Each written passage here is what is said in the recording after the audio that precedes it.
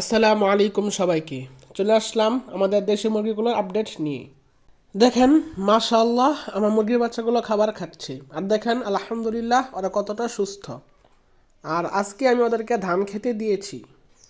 আপনারা যদি এরকম সুস্থভাবে মুরগির বাচ্চা পালন করতে চান, আর এটাও যদি চান যে একটা মুরগির বাচ্চার জন্য আমার মারা না যায়, তাহলে আমার চ্যানেলে ক্লিক করে প্লেলিস্টে গিয়ে মুরগির বাচ্চা পালন প্রশিক্ষণের একটা পর্ব দেখে নেবেন।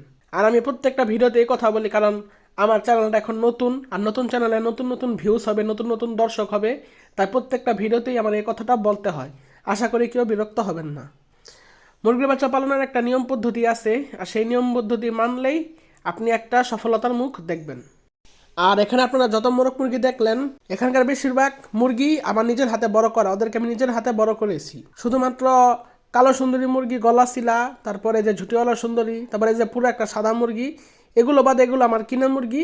বাকিগুলো যেগুলো দেখতেছেন এগুলো সবই আমার নিজের হাতে বড় করা। আপনারাও পারবেন ইনশাল্লাহ এরকমভাবে মুরগি বড় করতে। শুধু আমার সাথে থাকবেন আর চ্যানেলটাকে সাবস্ক্রাইব করে অবশ্যই পাশে থাকবেন। এখন বলতে পারেন ভাই যে কীভাবে বড় করব। আপনাদেরকে আমি একটু আগেই বলছি যে চ্যানেলে ক্লিক করে প্লে লিস্টে গিয়ে ওখানে একটা পর্ব আছে মুরগির বাচ্চা পালন প্রশিক্ষণ, সেখানকার একটা পর্ব দেখে নেবেন। আর আজকে আমার শরীরটা বেশি ভালো না, একটু ঠান্ডা লাগছে, আর এভাবে একটু গলা ব্যথাও আছে, তাই বেশি কথা বলতে পারবো না। আজকের মতো এখানে ভিডিওটা শেষ করছি। সকলের পোষা প্রাণীগুলো ভালো থাকুক, এটাই আমাদের দোয়া। আসসালামু আলাইকুম।